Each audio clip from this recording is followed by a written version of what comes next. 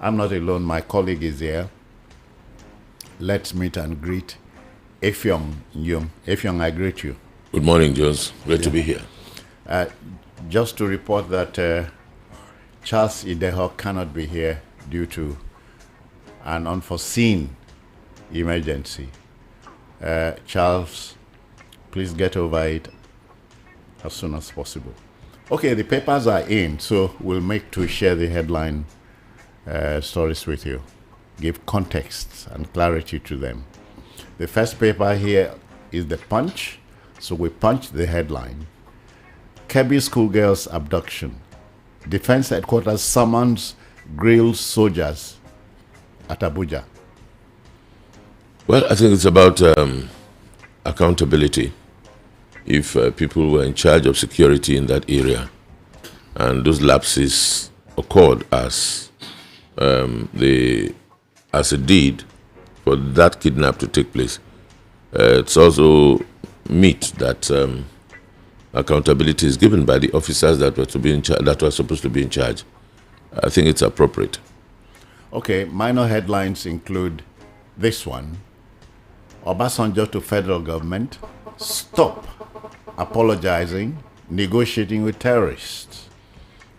Yeah, I mean, several individuals, well-meaning individuals in and out of the country have continually posited that it's wrong to negotiate with criminals because it emboldens them, and especially when they are paid. You know, the logic is quite difficult to understand. I think it sits well. Okay, what about this? Burna Boy faces fan fury, pulls plug on US tour. I don't know what must have warranted it. Definitely some attitude, you know. So many things, some stunts, so many of these things happen in the entertainment world. Some of these things are engineered by the artists themselves. Some attitude, some comments. An artist cannot manage success and all that. Maybe not knowing how to react, not understanding the environment where he or she is, but in this case, Burna Boy, to know how to appropriately respond to issues or requests of fans. It's always like that. I've seen situations in the past where some artists get to a place where he or she is supposed to be very popular, and they get pelted with sachet waters, with so many things. Maybe you're supposed to do 2 hours, or maybe they've been waiting for him for hours, and he comes in there maybe 2-3 hours behind the schedule, only to play 1 or 2 tunes essentially being able to manage success. Yes, absolutely, yes. Yeah. This one, freed 38 Kwara church worshippers still held in Ilorin. I don't understand. Who now holds them if they are free and they're still being held? That's why the listener is encouraged to go buy a copy of the paper, read the stories. Okay. As is to share the headlines. Insecurity. Northern governors get 56 billion naira security votes. What they will do with it is maybe to enable them to continue negotiations and paying ransom and all that, because all of the security votes queries have gone on for many years now. What is it meant for? Governors are paid security votes. Governors are assumed the title of chief security officers. When it now happens, the same governors will now tell you they are not in charge of the police, they are not in charge of the armed forces. So why are they paid? Difficult to understand. Yeah, essentially, at a time like this, when the presidency, Mr. President himself has given the nod to state policing, and the National Assembly tinkering with it. Yeah, I mean, before now, even before that statement by Mr. President, the security votes has become almost statutory. Every chief executive gets it. You know, I mean, the accountability is one thing that is not probed into. and so it's used by these individuals. If you're essentially, when you hear that security votes are never audited. That's what I'm saying. Non-accountable. Okay. Hear this one. Guinea-Bissau coup more painful than losing election to Buhari, Jonathan. Well, what that means, I don't know. But again, maybe because he was there as an election monitor. Yes, maybe expecting that they made progress, depending on also how the elections played out in Guinea-Bissau. Maybe expecting that there's going to be a change, because everybody preaches democracy. We want to see civil rule in Africa, and it's quite worrisome that another in a 21st century yes world. That we still have jackboots all over the place, especially the francophone countries of Africa. All right, Ogun shut 7 factories over suspected lead poisoning. About time. I guess the regulatory authorities must have been informed. They'll need to carry out some testing and check the health of people. Lead can be quite deadly. When these things are emitted into the atmosphere and inhaled, it can be quite dangerous. Here is a crazy story from Rivers State. Rivers house help stabs employer's daughter to death, takes own life. Very sad. Again, maybe the more reason why one will need to go get a copy of it to read the details. Oh yeah. Because there must have been so many things must have happened to warrant that extent of anger management. Too much frustration in the air these days, Okay. Yes. We move now to another paper, the Daily Trust. Is here. The lead story. Police for hire. Do you understand the context? Pay and get serviced, or get to security. Okay. All right, Jonathan, why I feel Guinea-Bissau coup was staged. Okay. His opinion. This is not authenticating it. It's a personal opinion. Okay. Osun 2026, Adeleke tilts toward Accord Party. Well, Adeleke. There's been this speculation. Several of such. I mean, at some point, some persons thought he would go to this new party now, the ADC, because he's of the PDP. Yeah. And the crisis in the PDP is quite enormous at this time. Making things yes, and tough for him. Yes, so I think he has to look well before he leaps, takes that decision. Okay. FG states must collaborate to tackle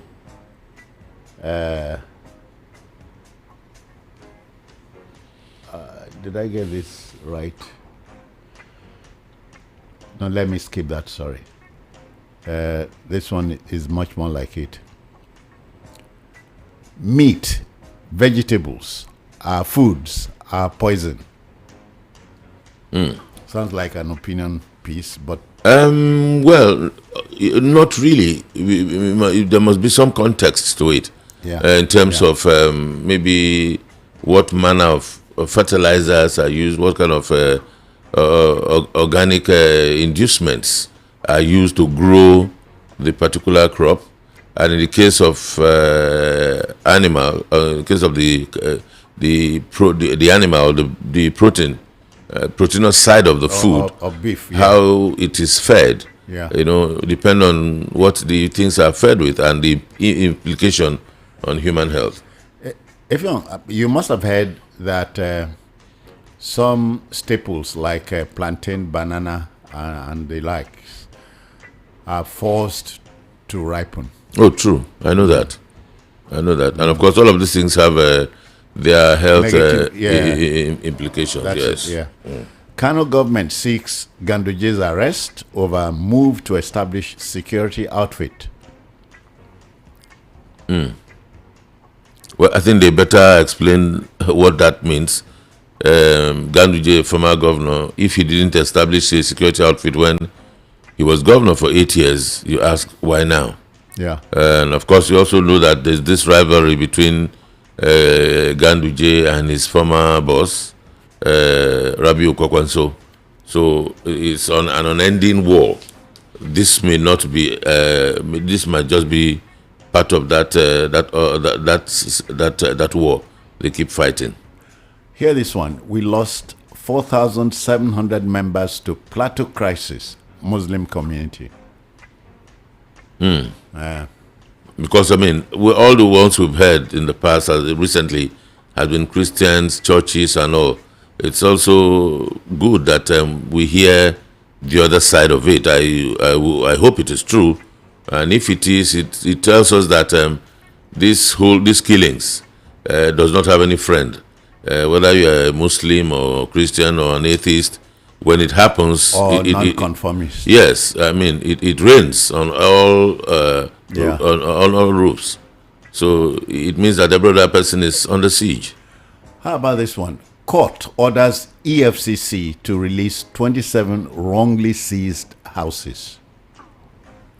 Well, sometimes I've had cases like that in the past. I've heard stories. I've heard stories like that where people complain that when the EFCC gets to seize properties, releasing them after the entire case has been closed becomes a problem, creating a whole lot of issues, sometimes with cash, but in this case, houses. About time. I mean, if a case has been dispensed with, there's no reason to hold on to the property. Okay. Let's hope the properties have not been auctioned. Okay. We move now to the Vanguard. The Vanguard is here, leads with this. Insecurity. Our ranks, equipment have been infiltrated. Retired generals. Definitely. The military needs to purge itself. And of course, we all know why and how these things have happened. I mean, when persons are caught, tried, and persons are caught on the front lines, and they now say that these persons have repented, you go through some training and integrate such persons into your security forces. It becomes difficult to understand. So this whole thing is something we know about. It's not something to search. But I mean, coming from a general, takes it away from the realm of speculation into authenticating all that has been happening, all that we've been hearing that has been happening. Yeah. Hear this one. Insecurity. Nigeria free to seek help from outside. Obasanjo. We should. I mean, because we know that we know where our capacities lie. Away from ego tripping or ego sounding egoistic about sovereignty, giant of Africa, those kind of stories that you hear. We know our limitations, and we know that we know what we can do and what we cannot do, which is the reason why this whole insurgency, banditry have all been persisting, So if we need help, definitely, I believe so, personally, that we need help. All right. Grieving family of 8 die in Benue auto crash. Oh. Double tragedy, as the fella would say. Double wahala. Not a good story.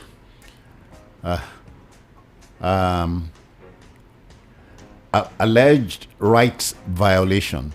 Why appeal court struck out Nnamdi Kanu's case against federal government. That story will gain currency.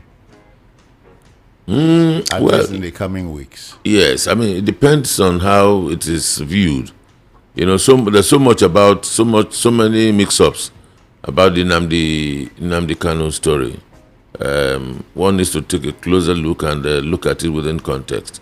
One thing is, people say you never can fight government, no matter how right you think you are, and so we look at how it unfolds. the interpretation to it in the coming days. All right. More stories in the Vanguard. Labour Party NEC reaffirms 2024 convention, ratifies nationwide congresses. That's an internal party affair. Some parties are planning for congresses. Some are affirming already taking positions in the previous congresses. A whole lot of suspicion is going on around the country because a whole lot of suspicion due to infiltration, due to powerful individuals or individuals getting a bit more powerful than their parties, and so much of factionalization happening in the parties. If does it not bother you to wonder where we dropped the ball? Second Republic politics should party chairmen as people in charge, but not anymore. Well, you see, I think it goes to tell the story of how we have evolved. The political evolution in Nigeria is quite an interesting one, or maybe in every other thing that is Nigerian, where we keep referring to our glorious past. Otherwise, I mean, one would have thought that the party itself that produces a candidate should lead. We remember the days of AMA, Adisa Akinloye. Yeah. Remember the days of Aminu Kano, PRP. Yes. The parties were Wazir Ibrahim, GNPP, GNPP, yes. Yeah. And we remember those days, and the parties were strong. The parties could hold their governors accountable. Oh, yeah. But today, we've evolved to a point whereby the moment someone emerges as governor, no matter how he got there, they now hand over the party structure to the individual. The person now becomes bigger than the party that brought him to power. Produced him. Yes. It's very difficult to understand. If you deal with this one, 2027, I will resign as governor if Tinubu doesn't win Edo. Okwebolo, this we wait to see. I think we just wait and see. At least we are not traveling to anywhere. We pray God spares our lives. We'll be here to see how that plays out. Okay. Lamido demands dissolution of PDP's Ibadan convention. Well, his opinion. Those that convoked that event are celebrating that they took one decision because it's only the convention of the party that could take the decision of expelling persons they felt have been recalcitrant over time. They needed the convention of the party to take those decisions, and having taken those decisions, the PDP believe that they are moving forward. So anyone outside that school of thought is free to feel differently, and I think that's what Lamido is expressing. It's a personal opinion. Okay, but the fact remains, Effiong, that parties must infuse this element of internal democracy. Definitely. If a party sets rules to guide its operations, it should operate by those rules. Yeah, you see, again, this whole thing about chief executives becoming more powerful than the party. There's so much impunity that goes on across party lines. Not a PDP thing, not an APC thing, or ADC or Labour Party. So much impunity is going on everywhere. People don't respect the rules. People feel bigger. They say, who are you? Don't you know who am I?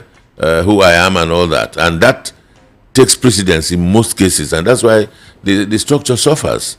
The same thing that happens to us in the larger Nigerian state. Okay.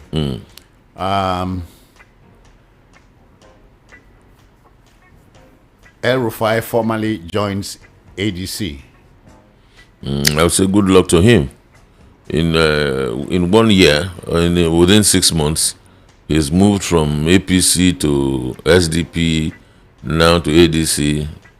Let's see where he will stay next. Well, let's see the next destination. Good luck to him. See, talking about the movement of people moving from one party to the other, our democracy, I don't know what the National Assembly can do, except that they themselves are guilty of the same offense, where individuals jump ship anyhow. You know, it would have been such that I don't know how we can get to a point where to jump ship from one party to the other, there's a ceiling that you must, from your date of registering a particular party, you must outlive a certain number of years before you can you can sign for another party, maybe like a footballer. You must serve out your tenure, especially when you are an elective officer of the particular party, whether within the party structure or you've been elected into public office. It has to be tenurial, such that people should be able to give account.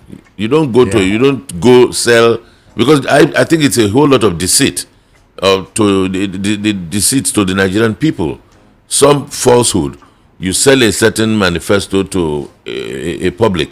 Oh, this is what you will do based on our party, and get into office and jump ship into another party that didn't promise the people anything. You are not bound by anything. They just go. People just carry on. You know.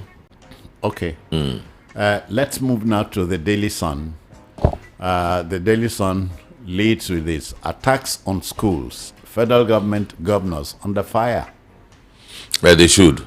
In fact, it should even be more fire, but not in physical flames. So before one is misunderstood. But I think people should ask questions. People should not rest, because we wouldn't send as corpses. No, never would that be the intention of any parent, and it's become too rampant in the last couple of years. So governors and we should ask questions and must give these persons must answer. Okay, this one. NAE faults reversal of mother tongue policy, seeks restoration. Well, I think there has to be a balance. I remember that those years when before this whole politics of mother tongue and no mother tongue and English, this is what the Chinese are doing, this is what they are doing in France, in French countries, that we should be able to do that in Africa. But what we forget is that these influences have completely eroded our culture in terms of communication, in terms of technical transfer of knowledge, and so many things have been bastardized. We can't get anything, we hardly can get anything right. Even the medicines that the use of herbs, traditional medicine that is gaining prominence now, a lot of it we can't relate to because we lost so much by colonization. Now, there has to be a balance through proper research and less of politics. You know, too much politics in our educational sector is the is the major problem. I recall that between the last 20 years or 25 years or thereabout, we've moved from the old when we went to school, class 5 was it, then 6, 3, 3, 4. As laudable as that program was, today we are back to too much of mixtures of policies. All right. Tinubu hails ex-PDP spokesman Metu. You remember? I remember Olisa Metu. Yes. 60 years old. Yeah, I read him a couple of days ago, where he was saying that he has forgiven those that accused him of. They said he got a certain 400 million that was meant for the media during the 2014-2015 electioneering period, and it was alleged that he misused the funds, and the backlash was quite heavy, and that took him into the cooler. When I saw that note from him that he's forgiven all those that accused him wrongly, blah blah blah, and all that, I said, oh, this man is still here. So I guess the president also have underlined the fact that Metu is still around at 60. Well, I say congratulations. He's welcome to the 6th floor. Okay. Kanu cautious optimism in Southeast. Yeah, I mean, people are expecting that some political solution will be applied to the matter. The president has shown that he could exercise the prerogative of mercy by granting pardon to some individuals, and as part of the trying to reconcile the country, that it could be Kanu can be so listed and could be granted pardon. Some others are saying that they are not too sure. So it's quite optimistic that a political solution can come in to ease tension in the southeast and manage the situation around the country. And but again, since he's been convicted by law, one has to be cautious. Okay. Soludo visits President Tinubu at State House. Well, maybe to announce that he won his election formally, because since he emerged as the winner of the election last month. Still this month, or in November this month. Yeah. Yes, we're still in the month of November. Since he emerged, he won a second term. Yeah. Maybe he's gone to show the president that, because they are allies, they are friends, despite being of different political parties, he has not hidden his friendship with Mr. President. I think it's in order. All right. Another story in the Daily Sun is this one. Insecurity. Nigeria needs courageous leaders to fight menace. Labour Party chieftain. True. Because most states, we only hear about the issues about banditry and these herdsmen killings and all that has come to the fore. Before this time, almost all states have one manner of arrangement or the other. Some pay cultists. Most of these cult groups around the country are paid, which is some very sad thing in development in our country, where private security outfits are given very juicy contracts to watch over, for instance, like the pipeline thing that has become very huge, a window for money making and money sharing. And you have security forces, you have the Nigeria Police, you have the Navy, you have Air Force, you have all of that. And an individual, a private security company is given so much money. Some bigger than, money as big as, sometimes bigger than the budget of a state, to manage and watch over pipelines. You just wonder who does that? What country will engage in such patronage and progress? I recall that after the train attack, one of these former militant persons came out in the open that he was given contract by former President Buhari to now secure the rail tracks and secure the trains and all that. And you wonder what that means in his country where you have all of these security agencies.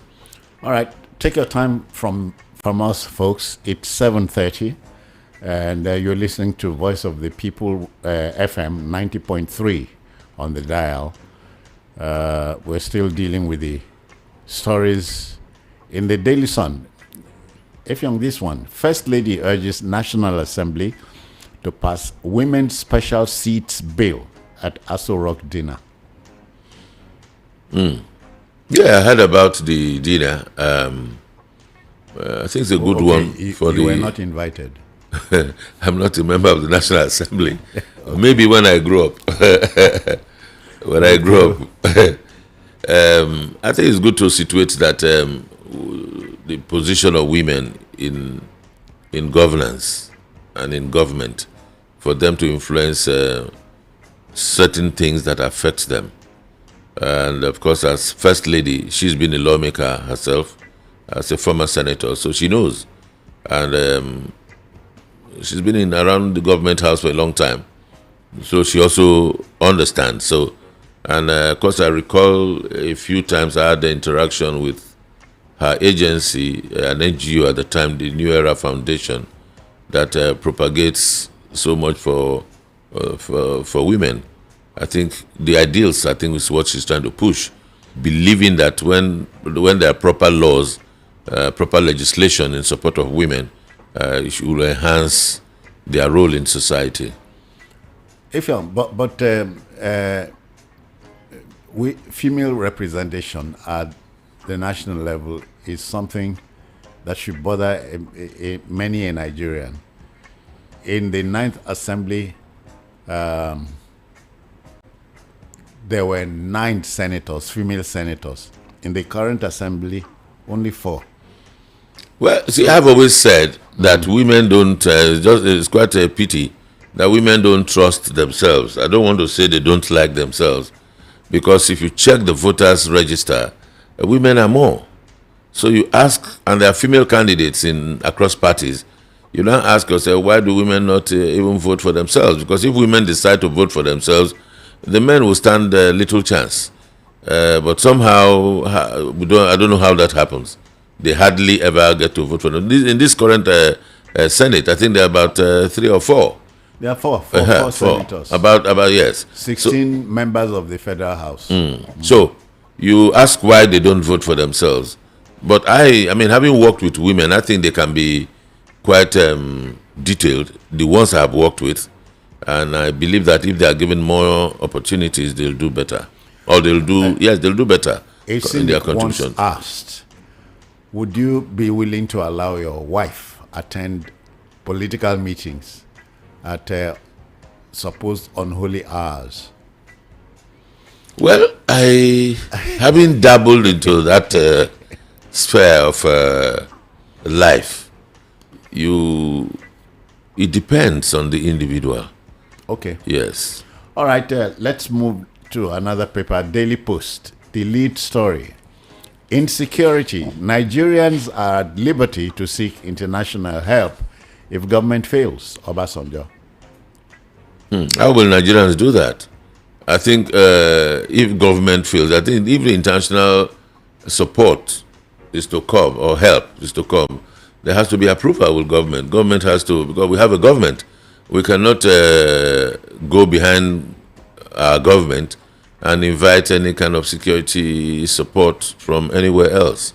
I think it's something that we need to discuss. There has to be dialogue. We need to discuss this and agree. People in government should drop the big gap they wear to know that we first identify their limitations or our limitations, as it were, to be able to address the issue. You know, we seem not to be paying attention because, like it is said, unless these things happen to you, you will not understand how painful it can be. All right, hear this one. I feel more pain than when I called Buhari. Jonathan insists no coup happened in Guinea-Bissau. You remember he said in a paper earlier on, he said it was stage managed. Yeah. Well, I think, if this sheds a little bit more light to the thought, the statement made by him, calling Buhari to hand over power, I think must have taken so much burden off him, so much stress off him because of the intrigues of that era, of that period in his life and the country at the time. And believing that now as an observer, watching observing and monitoring an election that he probably felt was peaceful and easy and all that, only to hear an announcement on radio with martial music. I begin to imagine the way it used to sound in these parts those years.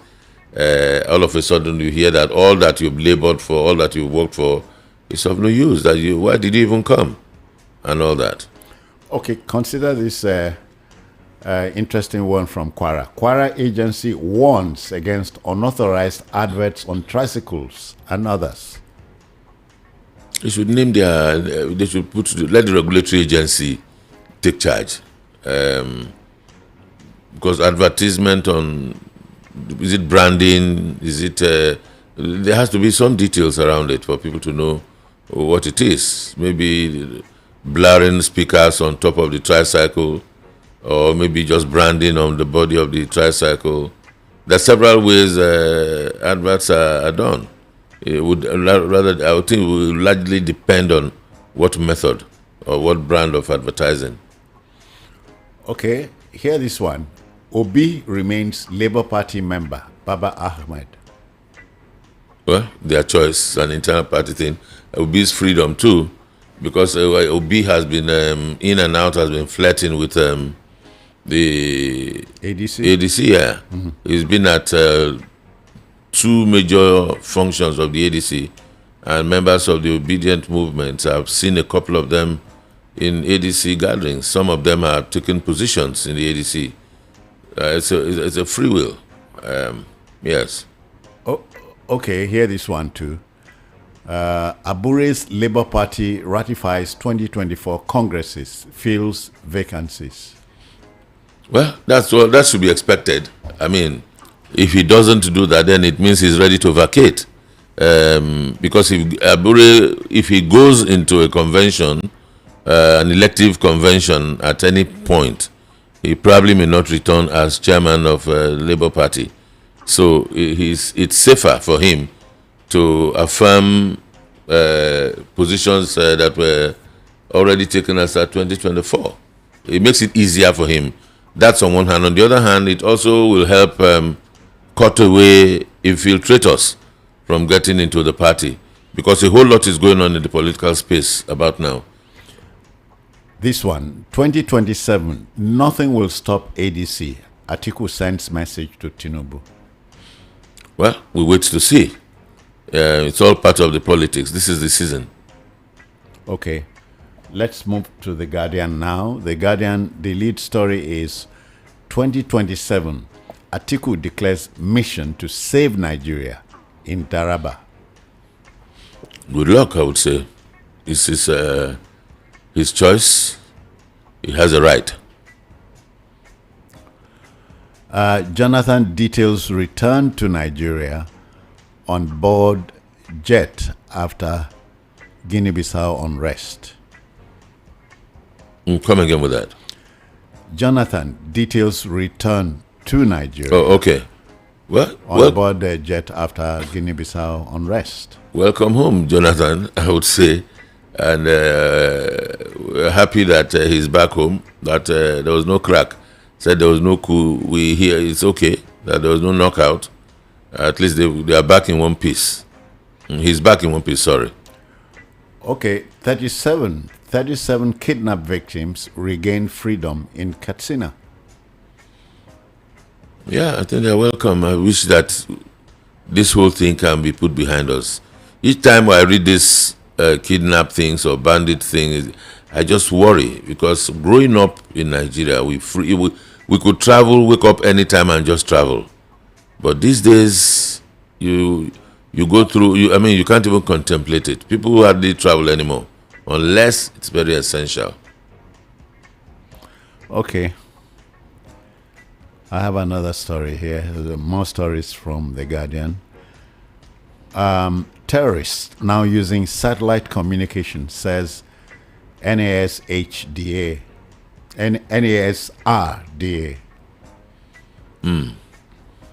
Which is the more reason why we need help. If terrorists have grown to that point, of course, we know that it's no longer the ragtag Boko Haram thing that we were talking about some years ago. Yeah. We now have IPSWAP. We now have other such bodies around us. It's gotten a lot more complex. That's why we need the help. All right. We have The Nation here. The lead story in The Nation. Tinubu establishes National Tax Policy Implementation Committee to drive new tax law execution. Well, his call. I wish that Nigerians would get service from having paid when they pay tax.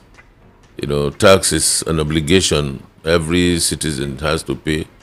But what we worry about in Nigeria is when you pay tax, you don't get service commensurate with the monies you pay. And that's worrisome. Jonathan returns to Abuja, describes Guinea-Bissau crisis as ceremonial coup. Please underline that. Well, maybe I need to understand what he really would mean, or what he really means by saying a coup was ceremonial. A government a change of government is a change of government, whether they shot a bullet or not. I mean, the important thing is that maybe the powerful persons in that country maybe just just change the pages. Rather than go for election, they decide to go through another silent means by just changing government to change the outcome of a supposed electionary process, change it completely. Maybe that's what he means. I'd like to get a lot more information to understand with the context of that statement. This one, association announces new price hikes for sachet water. Well, for those of us who are common people, or in the words of Kobo Masuko, which we call Kobam Sasuko, ordinary people, I wish someday these ordinary persons, like us, will not go extinct. Because that means that maybe a sachet of water that used to be given free for those of us who eat by roadside buka and all these places. You buy food, they give you free. Now a sachet, you must buy.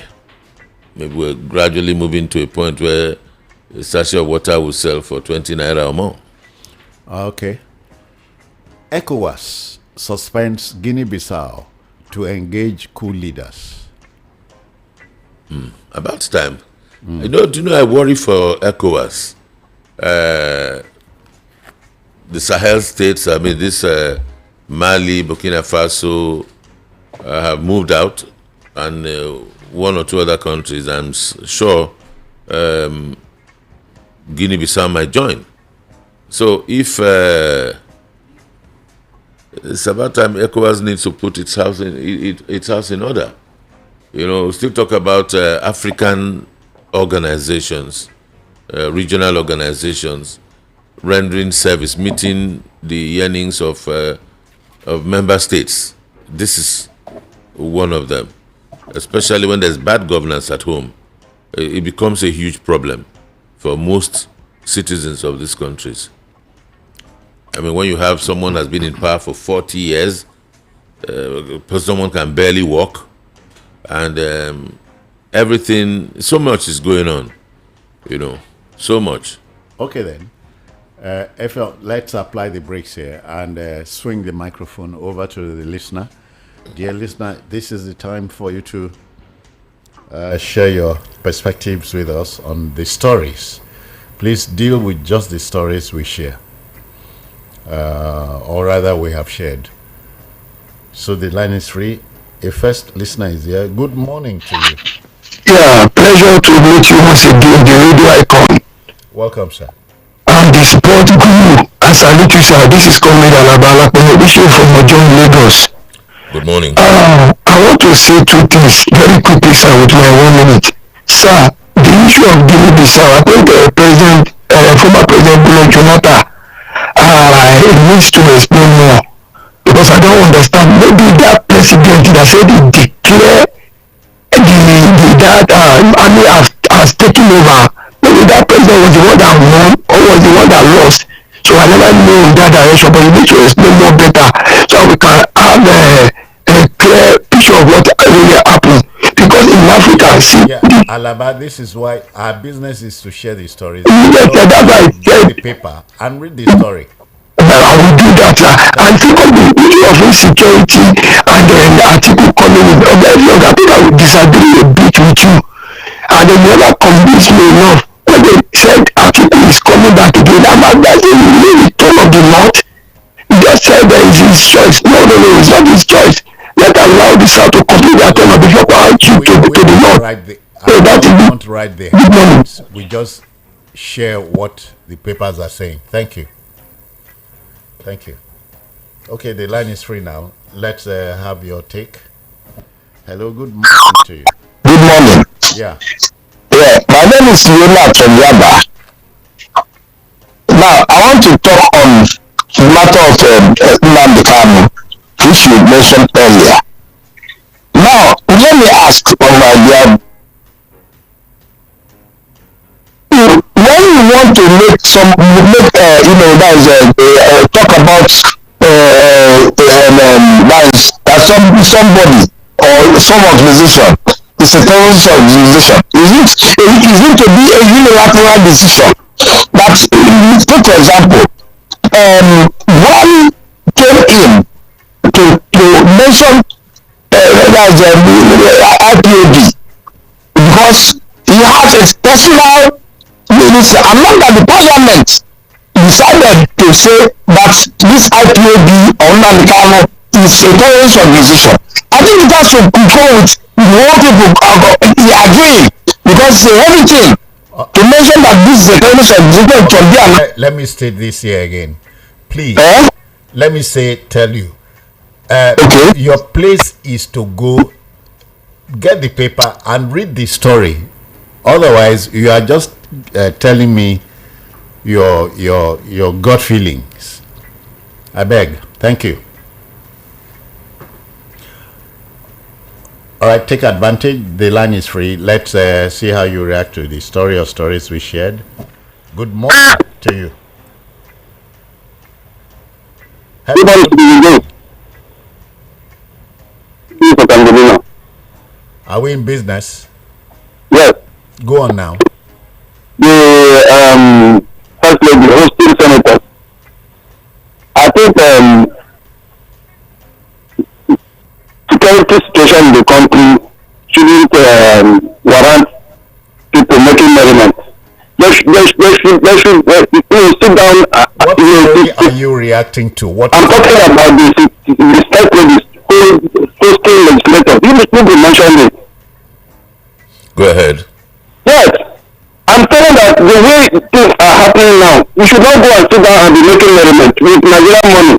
Why can't they carry that money and even rehabilitate the victims of the insurgency, those people that were purportedly rescued, instead of calling all these of our friends legislators to go and treat them? It's a misplacement of priority. They don't even feel what the ordinary person is feeling along the street. Look at security all over the place, and they're whining and dining. Thank you. 60 seconds are up. Yeah. Okay. What do you yourself say about the story or some of the stories we shared? Good morning to you. Welcome. Good morning, sir. Welcome. My name is John Sagas. I'm calling from Badagry. Okay. I greet you people in the studio, please, sir. We greet you. Yes, sir. I want to intervene on ECOWAS issue. ECOWAS is a toothless bulldog. They are only making noise, and other West Africans, they are taking queue every day and night. They only make noise. How many countries have gone out from this? About 4, and these people have joined them. And Jonathan to come back say it's a Solomonian queue. No queue is queue. All dead is dead. As long as military have taken over, they have taken over. They should not paint it. So they should not paint it. Let us be realistic. Queue is queue, no matter how it comes. Thank you, and God bless you all. Bless you too. Okay, the line is free. Let's get to hear your perspectives on the story or stories we shared. Take advantage. 60 seconds should be enough for you to marshal your argument. Good morning. Welcome. Hello, good morning. Yes, sir. I'm calling from Okudu. Okay. Please, what I want to say concerning when talk about supporting Nigerian for security. My own thing is that all of this government, if start this insecurity be like COVID-19 that affect everybody when they are having some probability, they cannot do something by now. Now because they don't really have to take them like that. And now, if they release the bandits, people that the bandits are up, what about the bandits? What are they going to do? What story are we talking about? I'm talking about the story that what is lost in something to foreign support to make this Obasanjo said the country is right to ask for external help. I don't know where you're getting your story from. Thank you.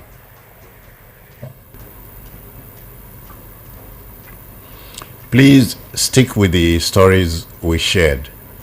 Don't invent anything here. Thank you. Hello, good morning to you. Welcome. And I believe the guest in the story as well. My name is why I was calling you from Mississippi, the city in the center of universe. Now, the American world and the Bible, I think we see that in the Bible, lead Nigeria too. And they got to do the best for the country. We need help, really, but not other platform. If we can now work together with America, this will couldn't be made because of Nigeria, and that is safe. We know America is very powerful country, but we are suffering in this way. What assist Nigeria, not to command, not to threat. The religion now going on now between Nigeria and America. We welcome by name. So thank you, no sir. Thank you. Thank you. Okay. That's what I meant when I said 60 seconds will be enough. Hello, good morning to you. Good morning, Citizen Angels. Welcome. Hello, sir. Go on, sir. I think let me I did the best, Mr. Profan, something like that. I'm taking my story from Operolo, saying that if he will resign if Tinubu does not remain in this thing. You see, I don't know when our politicians or governors will stop playing in the politics.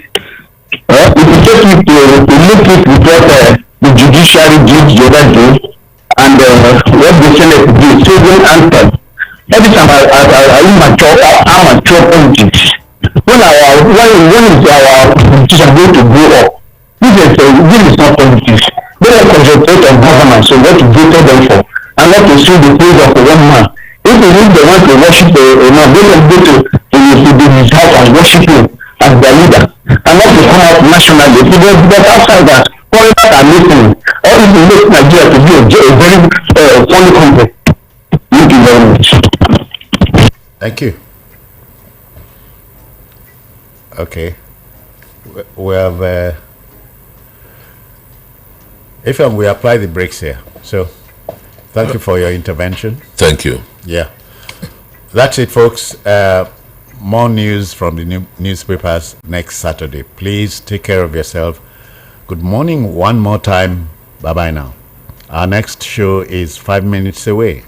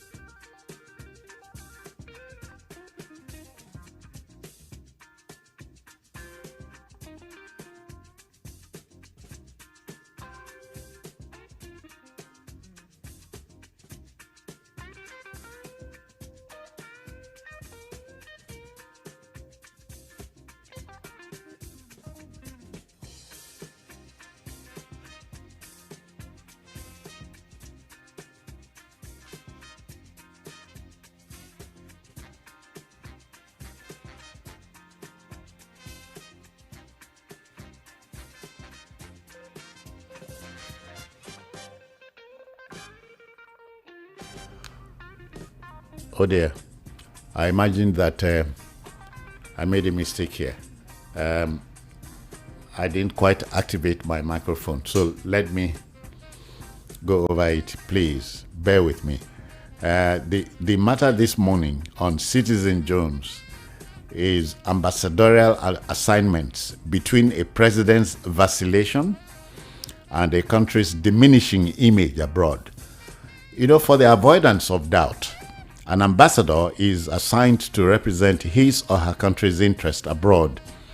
Into his third year at the helm, President Bola Tinubu is yet to announce ambassadorial assignments. Analysts, both major and minor, argue that the delay or pussyfooting attitude is having to do with financial overhang, a carryover from the late Buhari administration. Whatever the problem, the absence of ambassadors or high commissioners in key countries like the US and the UK has not helped in any way. The news that the president has sent 3 ambassadorial nominees to the Red Chamber, that's the Senate, for confirmation, though salutary, has done very little to fix damage reduction and control. A resolution of problems is got when solutions are sought. For the records, Nigeria has 109 foreign missions, comprising 76 embassies, 22 high commissions, and 11 consulates. We understand that the full list of nominees is ready, but we implore Mr. President to make haste slowly, even as we demand a foreclosure of the matter. As they say, a stitch in time saves 9. My friend and colleague Effiong Young is still here, so we'll bridge the subject matter together. Effiong, thank you for sitting tight. Thank you. Ambassadorial assignments, you know, we have talked about it. Yes. In the course of the last 2 years plus. Well, see, it's about time. Better late than never. I still don't understand why it took so long. Why the president, up until this time, has not appointed ambassadors. Expectations have been high over the past 2 years, and not having any nominations, any appointments into those into missions abroad. Yeah. Especially when you consider the essence of having ambassadors, people who can engage with the international community. For instance, our TIFF, you know, TIFF, our TIFF with America would have been better managed if we had an ambassador there. Absolutely. There would have been somebody at that level engaging with the American authorities. Yes. Yeah. Not necessarily intervene, but to be engaged in discussions to what's going on in your country, to give a proper perspective as to what the thought of the Nigerian government is regarding security and security matters. But non-availability of someone with such authority, because I know that the missions exist, but somebody in a capacity to speak, representing the country, to brief the president on the day-to-day happenings in that country, we wouldn't have had all of these issues. Trump invasion or the twist in the narrative, when it wouldn't have also occurred, because there's a whole lot of media twists to what's going on. Some reports have it that America wants to invade Nigeria as if the Nigerians, as if they want to come and take over. Thankfully, you have placed the thing. America is not planning to invade Nigeria at all. I mean, so the big idea is to help solve the insecurity wahala. Yes, and if we have people on ground, like have our ambassadors in those places, it would have helped a great deal. And not only the US, we also hear the European Union also held a special session on Nigeria. I watched some of the clips on the international media, seeing what's being talked about Nigeria, and no representation. We used to have representatives at the UN, representatives in those foreign bodies that will carry the position of the Nigerian government. Has not. There's a flaw in that regard. But I guess that's what the president is trying to bridge by these nominees, because I hear the countries to be catered for the U.S., UK, France, and France. Yeah. And one wonders, particularly even France. The president has gone to France a number of times, and so who manages his protocol in the absence of an ambassador in France, for instance? So it's a gap that I think should be filled, and of course hastily too. Let's talk about the issue of ambassadors who are Career, non-career and career diplomats. Well, you see, there's been a lot of hue and cry about that. Yes, I mean, one would expect. See, it's like saying having professionals do a job and having non-professionals being hired to do the same job. Definitely, you are not going to get the same answers. They say yes, you're not going to get the same answers, because a professional will know what language to use, will know who to lobby and how to go about the lobbying, and taking charge, as different from how a non-professional will handle the same matter. That's on one hand. But in the circumstance that we find ourselves, where we have a whole lot of image bashing going on about Nigeria at this time, and you want to ask, who are these individuals that have been chosen? It's not the first time that non-career diplomats, non-career persons have been appointed to take charge of our mission. Sometimes the appointments are principally political appointments. No, it's usually political. But again, even when you are making such political announcements, these have to be individuals with some clout, some window to the world. I recall late Dr. Christopher Kolade was a Nigerian to the UK, but he made a meal of it. Yes. There was also Patrick Dele-Cole, who was managing director at the Daily Times at the time. Before he was appointed as an ambassador. So there are persons who have held, non-career individuals that have held those positions. But again, you always will now see the quality and caliber of those non-career personnel that have been so appointed. But for our environment, our jurisdiction, where we over-politicize everything, don't you think this is part of the delay? I don't. I think the president will be able to explain the reasons why he's taking this long, because even in the delayed announcement, some of the names that have been so appointed have some controversy. You mean the three names? Yes, they're the controversial individuals. When you going through their profile and see individuals with this controversies around them, why would they be the persons to be so appointed?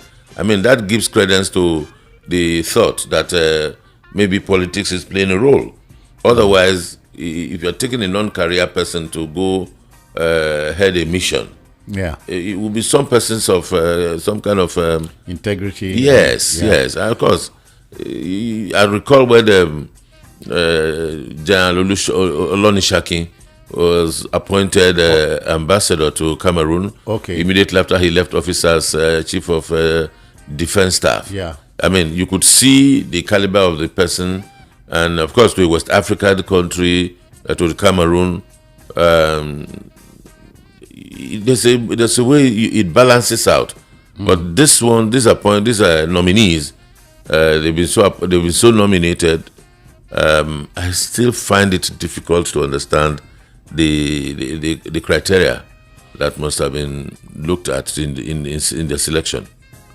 I want the listener to be a part of this. So if you feel up to joining issues or raising new issues, let's do so now. Please get it right. Ambassadorial assignments between a president's vacillation, that is delay, and a country's diminishing image abroad. That's what we are discussing today, please. Thank you. Yeah. Okay. I have a listener here. Hello. Good morning again. Hello. Good morning, Citizen Jim. Yes, sir. This is Marshall Obama calling from Dr. Okay. Yeah, this ambassador something is long overdue. Because ever since my president was appointed, they would have planned everything. You see, High Commissioners outside is a representation of our own president and our own country. But there seems nothing. Why is this now? This diplomacy per country. We don't have spokespeople to talk on our behalf. And that's why things are being like this, because we don't take advice from individuals. Thank you very much. On our mandate we stand. Thank you. I no get mandate too. Thank you. Effiong, the three nominees are Kayode Are, Aminu Dalhatu, and Ayodele Oke. These are the three names the president sent to the Senate for clarification. I have another listener here. Good morning to you. Hello, good morning, Citizen Rose and your guest. I greet you. Good morning. Yeah, my name is Joshua Perkins. I'm calling from Okota. I'm not surprised that the president took forever before he got us an ambassador. After all, they are the people that market this country in Nigeria. Even getting an ambassador anytime soon will not make any difference because of the way and manner they behave in public domain. The ambassador will be having hard time. It is only a straight-headed presidency or probably a leader, but I don't think we have any leader in this country. It's only a straight-level leader that does everything by the book. Even without ambassador, everybody will know what our capabilities are and what we do. Thank you. 60 seconds are up, and we got you first time. Yeah, Effiong. Yeah, I'm trying to understand what he really means. But again, looking at the profile, the names you mentioned, I took time to read, go through the profiles, and yes, and I don't think I'd like to comment further on their names, except to say that maybe the listener could also check this out. It's in the names are in the public domain. You read it up and form your opinion.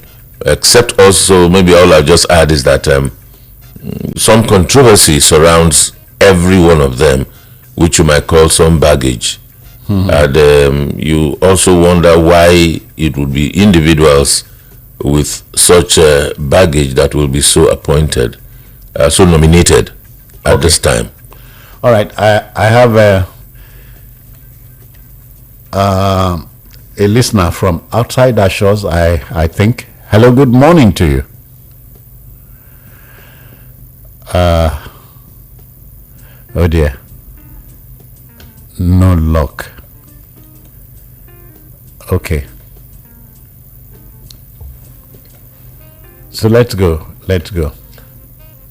Yeah, so better late than never.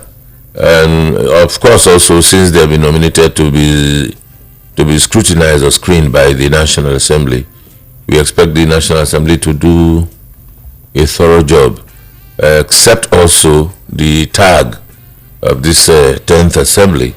There's nothing that the President has sent to them that they have had to object to or scrutinize properly in the eyes of the public.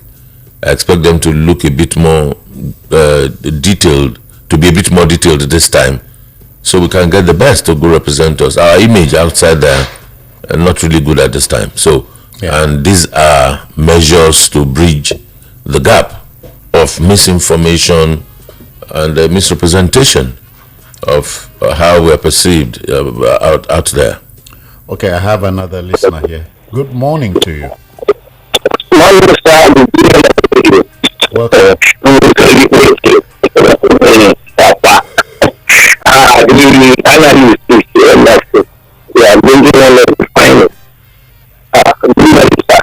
Good morning. Yeah, concerning the Macedonia issue, to project the image of the country, and the TVs that is not good at all. It's a crossroad. Even the part of your proper you want to get. Just the only thing is community we should try and improve. Yeah, we should improve. But one thing that struck me that the assistance, the assistance it will be in short term and will be in long term. Maybe in short term, but for a long time, I think I beg to disagree. Thank you. Yeah. If you let's begin to pry into the functions of the ambassador. An ambassador, first of all, will build diplomatic relations between, in this case, Nigeria and the country he or she is posted to. Yeah, see, there's so much to do beyond image building. There's the commercial aspect of it, because the commercial department of that country, you sell what you have. Persons, your investors, you attract investors to your country through your embassies. People go there, pick up information, and there's somebody that has the capacity to give you information that you can be sure that are verifiable, that carries weight of the authority. That this is what they have in Nigeria. You can go to Nigeria for this, or go to Nigeria for that. And if there's any misinformation or misconceptions, you go there and you seek clarity. Then you get a lot of information. An embassy is a place where you go there. It's like visiting the next country in your country. Yeah. So anything you want about that country, you go to the embassy and get it. Now, the position or the function of the ambassador is that he represents the president of his country. Yeah. And that's why he's seen as a first amongst equals out there. He carries the weight of authority. So when he says anything, he says it on behalf of the president. Otherwise, the ambassador of Nigeria to say Ghana is the first citizen of Nigeria in Ghana. Yes, absolutely. That's what it is. So you need individuals who share your vision. You need individuals who share. Every country should have a foreign policy. Your foreign policy, the projection of your foreign policy is sold to the outside world through your embassy, and the ambassador carries that responsibility. Okay, the ambassador will promote national interests. Absolutely. Trade. For instance, they have foreign trade fairs. You could go have a Nigerian fair in the UK, for instance. Yeah. So you facilitate that through the embassy in conjunction with the Nigerian embassy in the UK. So all of those things are done. So it goes beyond politics, especially for a country like ours, where a consumer nation like ours. You so much you can do. These are the products that we have. These are raw materials that we have. All of those things you get them from the embassy. That's it. Let me take another listener here. Good morning to you. Please help us kill this noise. Thank you. Hello. Welcome. Yeah. Citizen Jones, I want to ask a question. In the whole world, where is it that a country has no representative of ambassador? Why is it that Nigeria is a different country? This is my question. This is Babu speaking. So you have nothing to say apart from the question. if it is meant to be answered, Effiong, it's simply to tell the last caller, I don't work at the presidency. I don't know the thinking in the presidency, so my hands are tied. Thank you. Another listener is here. Good morning to you. Hello, Sister James. I greet you again. My name is James Sanders. I'm calling from Oradago Badagry. I have called before in the morning. Yes, sir. Please, I want to plead for the president. Please, if he's selecting these ambassadors, let him select people that matters, people that can represent us. He should not use this politically. He should not use it to people that some mandates. For people that you use it to compensate for, or you use it for people that you use it to compensate for the party. Let me use it for people that will represent Nigeria both home and abroad. That's what I want to say. Thank you and God bless you all. Bless you too. I guess we mentioned that already. That's when we're talking about career diplomats and non-career diplomats. Yeah. And because the career diplomat will go ahead and just do his job and with the best practices in the profession. Oh yeah. Whereas non-career persons might just tilt towards the politics, which... All right, I have another listener here. Good morning. Hello, good morning. Are you there? Yeah, I'm calling from Anubete Kingdom. Welcome. Please advise Monday Okobolo that he should be careful with what he says because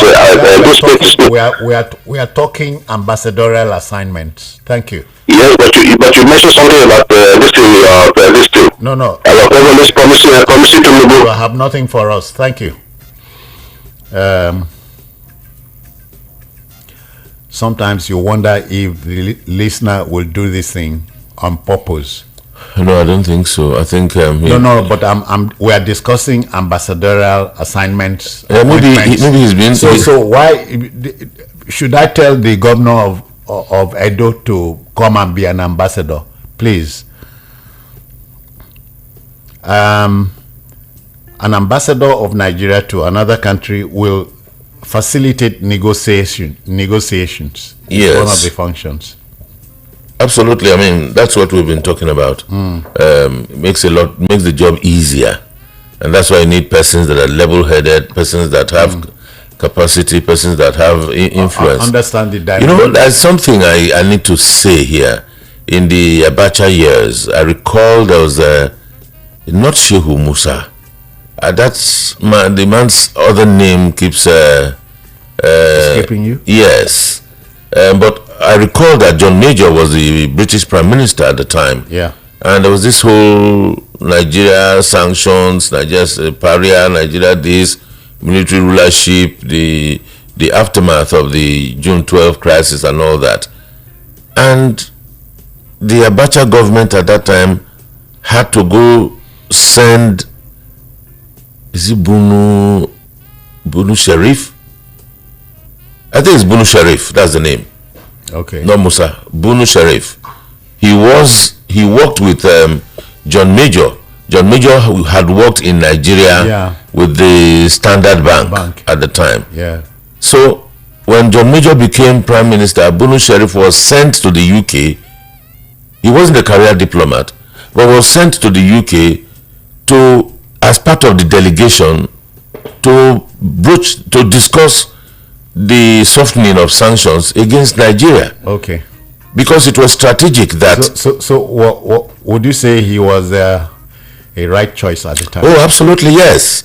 I mean, when non-career persons are chosen to go represent us, for instance, there has to be a purpose, there has to be a reason, there has to be a connection, because we know that most countries out there, like most international organizations, will rather deal with individuals they know, that they've worked with, that they can assess, they can have access to. Yes.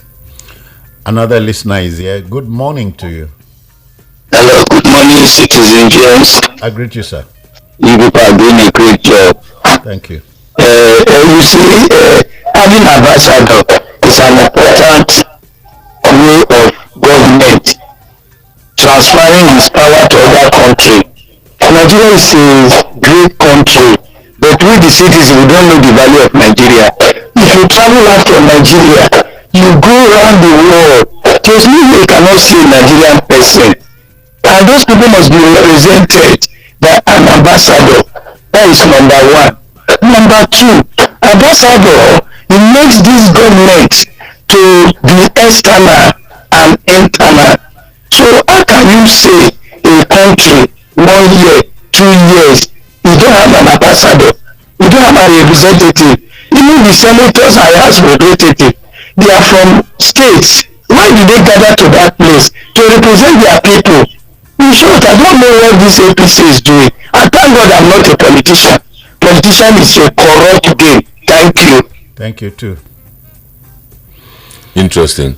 You see, okay, still talking about non-career appointees, for instance.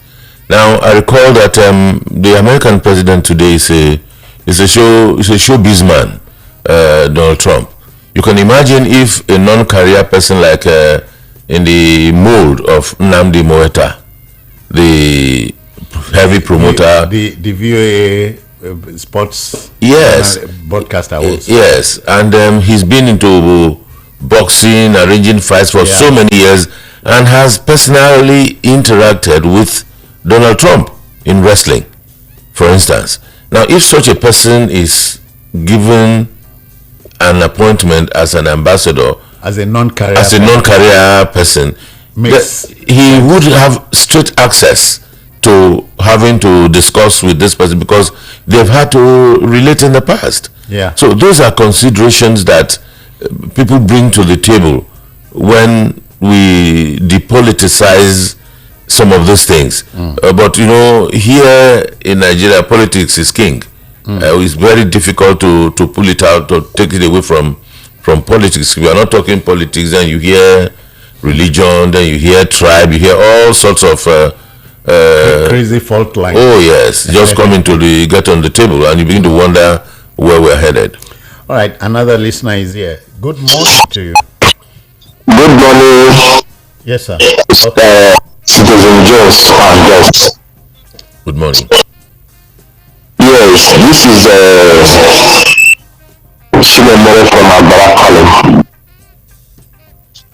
You know, our country, Nigeria, is a place where the leaders does not like somebody who knows what he's doing to give them counter idea from what they think they know that can also help the country to get better. So if an ambassador is chosen and is out there not talking about the political party, talking about the president and how you win elections, the president will not accept that individual. That is where the problem is.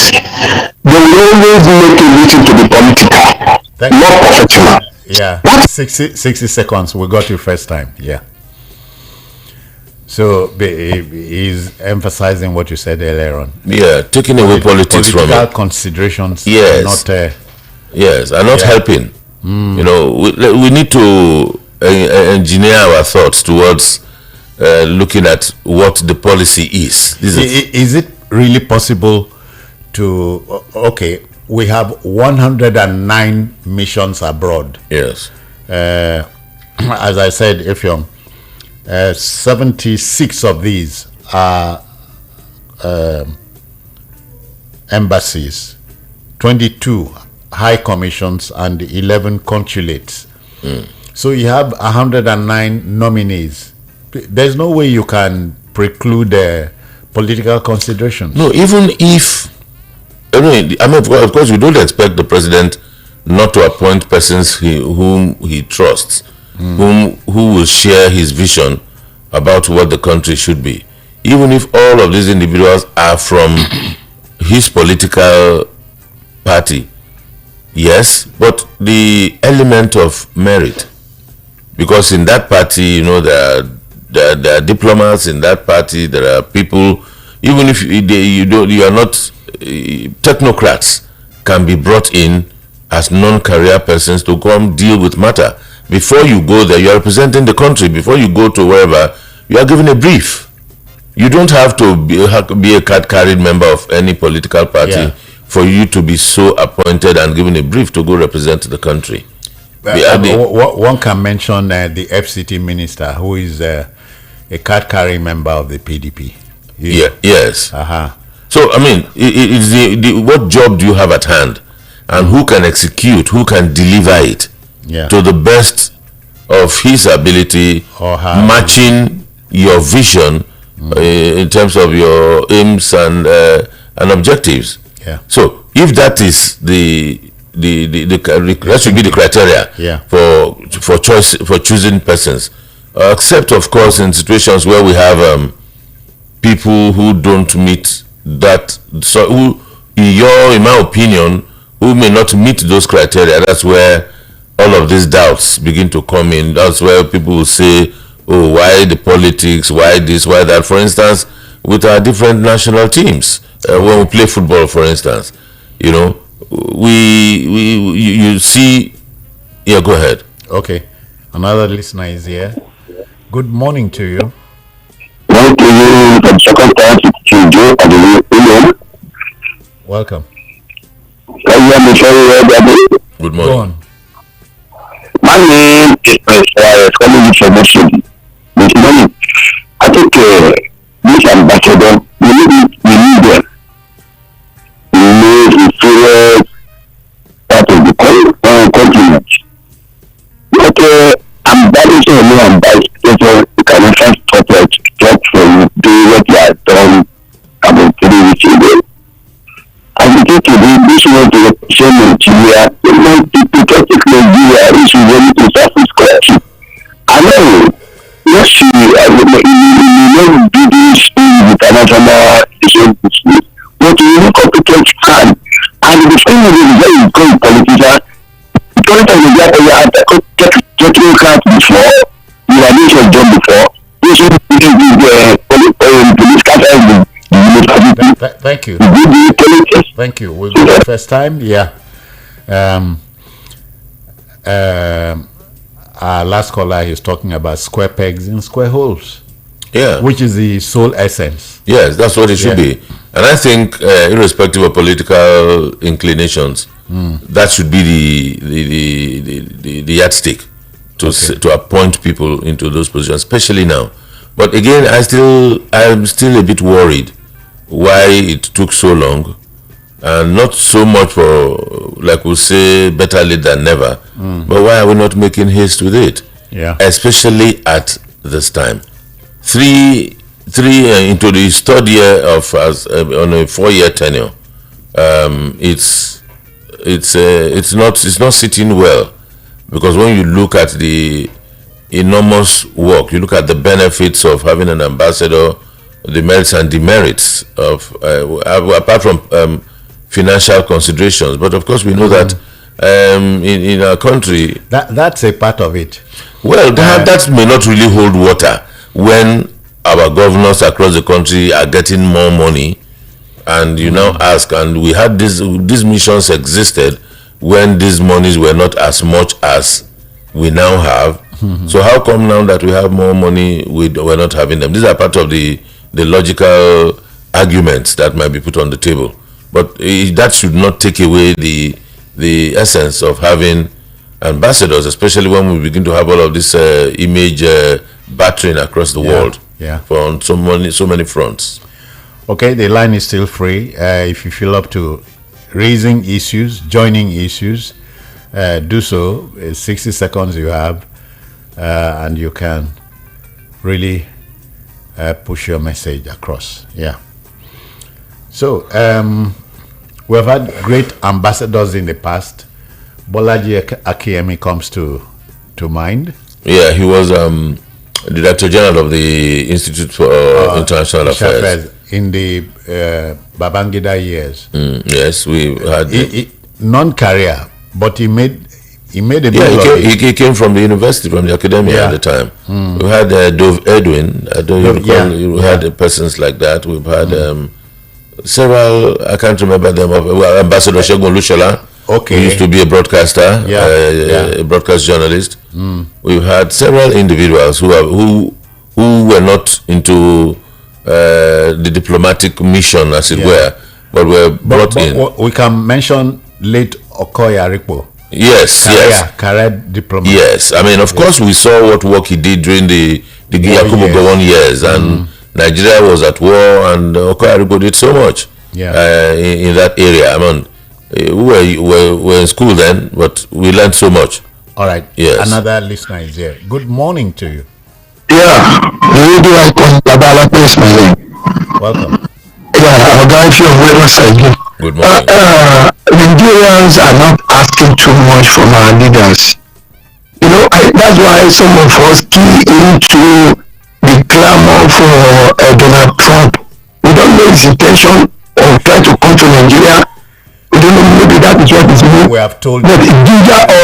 Alakbe, Donald Trump is not coming to attack Nigeria. He's coming to. No, that's why I said I don't know his intention. You understand me? Oh. But it gives us to do the right thing at the right time, at a particular time that we ought to have done it.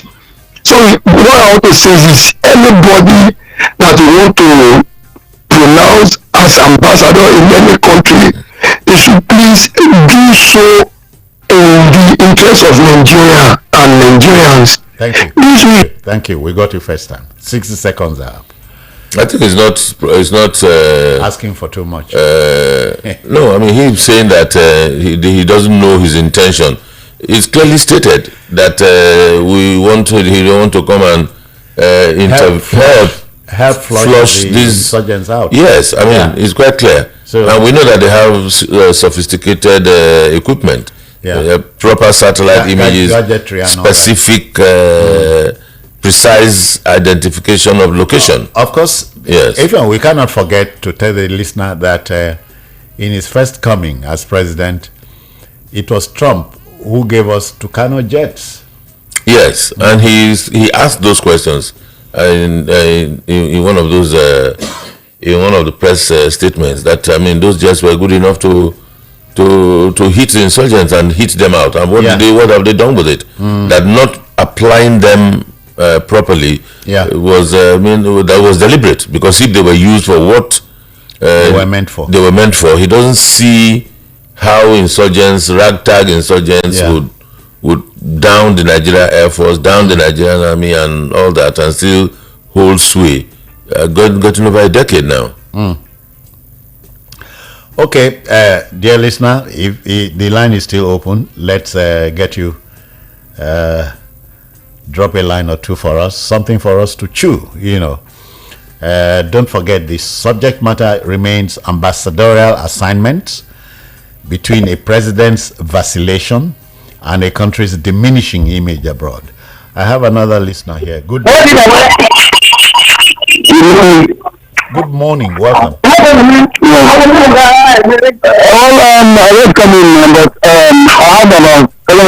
coming to Nigeria.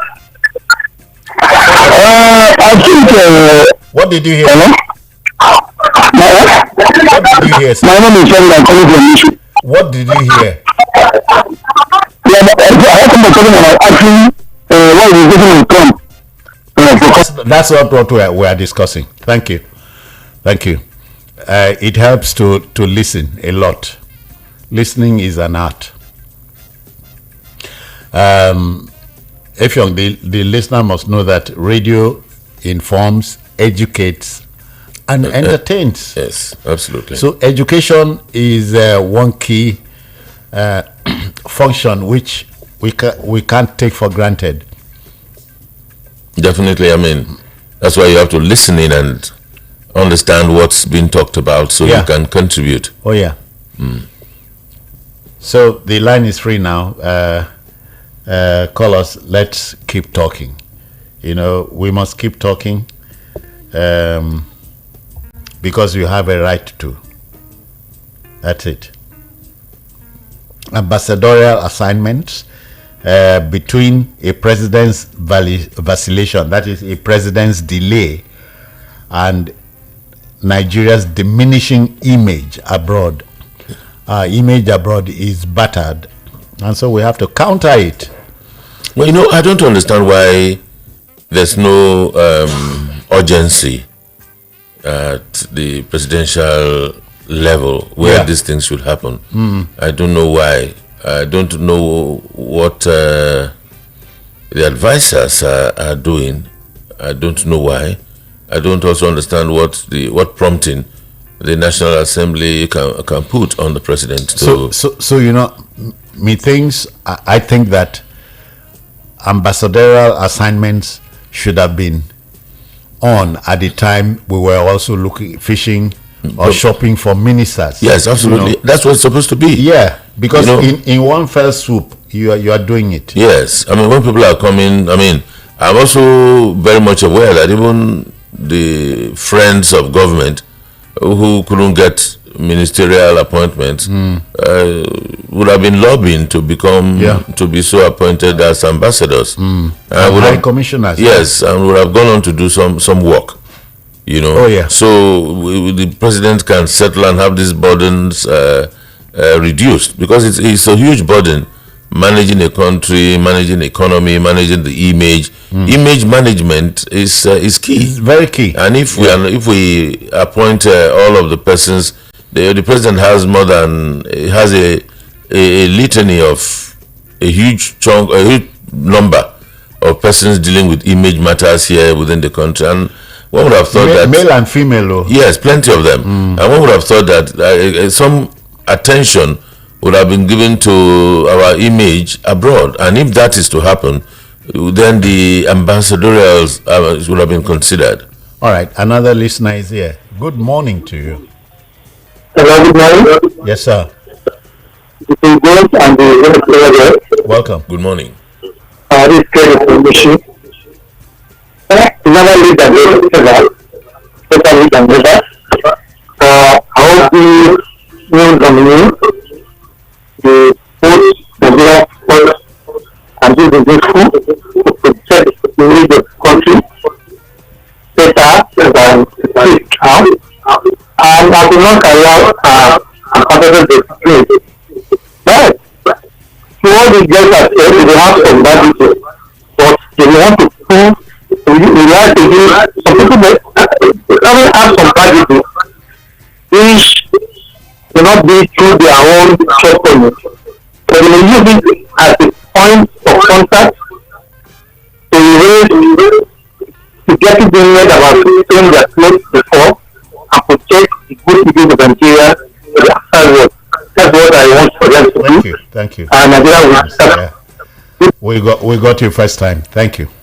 Quite interesting. I mean, how an ambassadorial appointment will help clean someone's image or baggage. Well, it's a perspective. We're quite free to express, but I think that at the ambassadorial level, at a point where we are talking to the world, it's like saying that you wear your best shirt, the cleanest of your shirts, well laundered shirt. That's what you should be wearing. Bottom box. That's what you should be wearing. Traditional attire, full glare of beauty.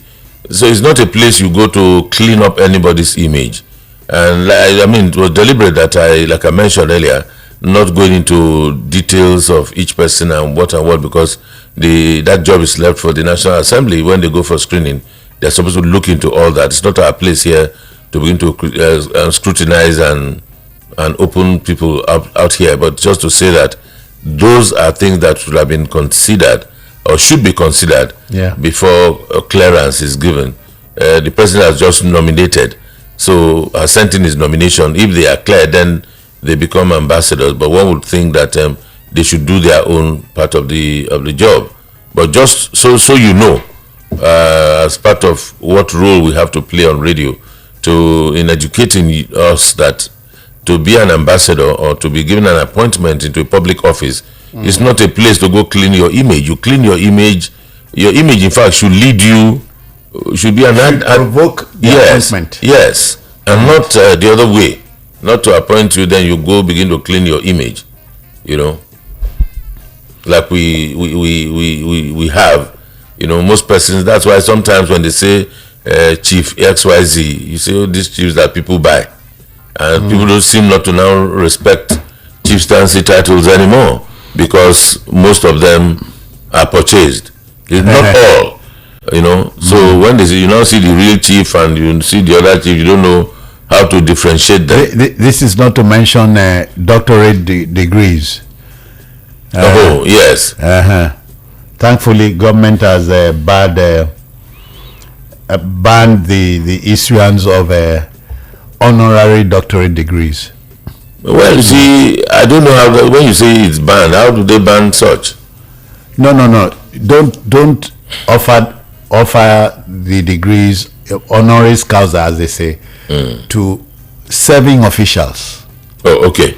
Serving officials. Okay, I mean that sits well, you know, because most of these things, a number of persons go shopping for them. Oh yeah, you know, go shopping for them, because if you are awarded freely by the institution based on your contribution to society, then you are deserving. Yes, you're deserving of it, and using it should sit well, you know.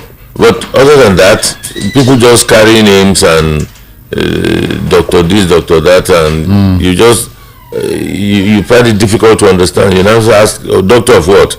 Nobody can, even the person that has the title may not be able to explain how he got it. Yeah, if regarding that, but you know, we had problems when we became heavily certificated as a country. You know, if you want any degree, a Nigerian will give you. Well, I think is it heavily certificated or our part of an extension of celebrating, would I say, mediocrity? A great deal, like people celebrating wealth without minding how come. I think it's just it's an extension of it. Wealth without work. Yes, an extension of it. One of the 7 sins. You know, for instance, during these political times, this era that we now find ourselves, where being a politician is not supposed to be a profession, but we've seen politicians are full-time. That's what it has become. Oh yeah, it never used to be. Because we recall that in the first, second republic, we had individuals who had jobs, who had offices, who you go to their private offices, you see them at work. You know, and those of them that were even in the labor unions, I recall that Joseph Ansah, who was of the GNPP then, in the old Cross River State, was a unionist. Activist. After outside the Senate, his office was somewhere around Yaba. You could go there and see him. He also had a private office somewhere in Calabar along White House Street. You could go to his private office and see him at work. It wasn't a full-time profession at all, unlike what's going on today. I think there's a whole lot in terms of a bastardization. Yes, there has to be a reconstruction of this Nigeria, and especially with our values, well, not necessarily the restructuring has been touted everywhere, but in terms of looking at values, rectifying certain things about how we do them. You know, what does the Constitution say? Where are the loopholes that people are taking advantage of? How do we plug those places so that we can have some sanity in society? A whole lot is lacking. For instance, the way people jump ship. You enter an office from this party on the platform, and then 6 months down the line, you have a different party now, you're on a different, but since it favors the people in power at different times, they having guts to go against it is difficult. It's what they find difficult to do. You know, so there are things, a whole lot of things we need to do. You know, some certain things should be taken away from the politics, like this, the topic that we are talking about this morning, the ambassadorial assignments. I mean, there's certain individuals, even in sports, that could do well as ambassadors. You know, with proper schooling, proper briefing, and having institutions, having people go through institutions. I recall that there used to be this institution in Kuru near Jos. the Institute for Policy and Strategic Studies. Yeah. I mean, for every officer that has got to a certain rank, either in the civil service or in the military or paramilitary services, had to go through there to learn some basics about policy. This is Nigeria, this is that and that and that. You needed to do that. If you are in the regular civil service, then you get to a certain cadre, you are sent to go learn some administration at the ASCON in Badagry. Yeah. Yes, I was privileged to have attended those courses as a civil servant in those years. And these are things that are done so that the average Nigerian is properly equipped. Okay. So when you are given appointments, you know you can function because you've been so trained. But this era of politics, there's so much revamping needs to be done.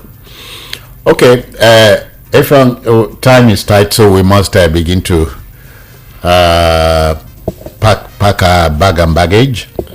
But I must thank you again for your mediation.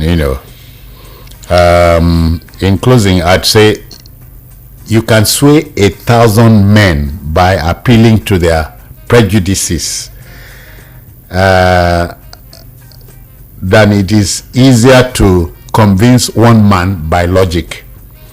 If you got that. Let me hear it again.